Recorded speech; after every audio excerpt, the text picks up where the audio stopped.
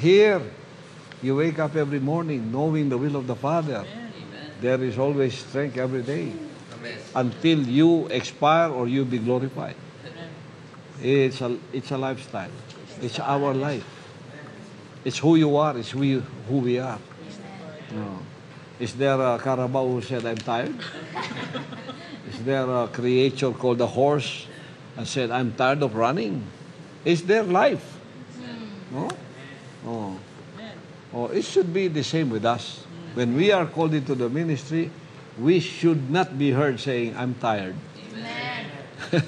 Are you tired of living like, His will be done? And then at the end of your life, you will get tired in going to hell. I'm tired of this fire, but you'll be there forever. But going to heaven forever to be with Him, what is the sacrifice of this life that can compare to the glory waiting for us? Nothing, di ba? Pastor, is this the promise in Isaiah 40, verse 30 to 31? Even the youth shall faint and be weary, and the young men shall utterly fall. 31, but they that wait upon the Lord shall renew their strength. They shall mount up with wings as eagles. They shall run and not be weary. They shall walk and not faint. That's good. They that wait upon the Lord.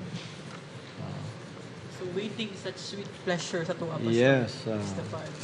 Waiting on the Lord. While we are waiting for glorification, we don't get tired. They shall run and not be weary. They shall walk and not faint. Di ba? I am your model for that. Amen. Did I say I get tired? I still play basketball. If a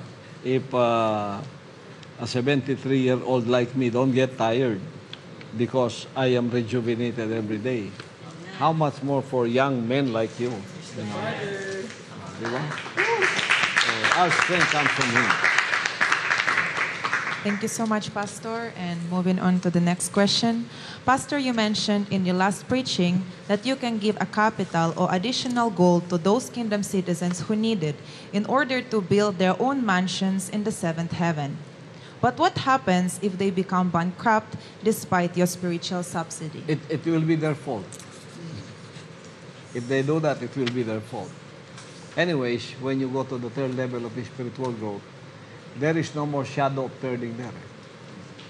Because when you go there, you become like me. No more shadow of turning, no more shadow of backsliding. There's no shadow at all. It's just continue. It's a lifestyle. It is your life. Amen. So, for those that I help, that are in their journey, going there, if they do that over and over again, they will go bankrupt. It's their fault. It's not my fault.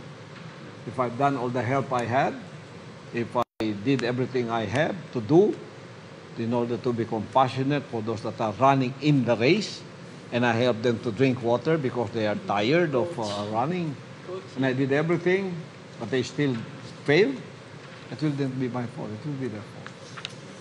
So it should not be the fault of anyone. It should be the fault of those ones who already have received those kinds of help spiritually from the appointed Son, but still fail. But, when you go to the third level of spiritual growth, even if I will help you or not, you are building your own. Kasi the rewards of having treasures in heaven, like Jesus Christ said, will begin when you go to the third level. Before you go to the third level, you're still a servant. Galatians chapter 4. You're still a servant.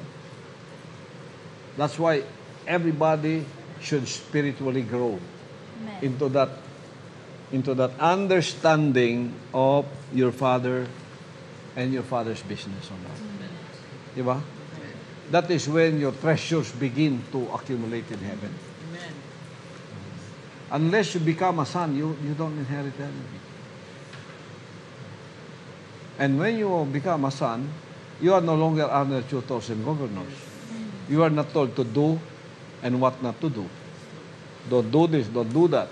When in your lifetime, somebody keeps on telling you about the Father's business, not to do this, and not to do this, you're still a servant. And the time appointed of the Father will come when you will be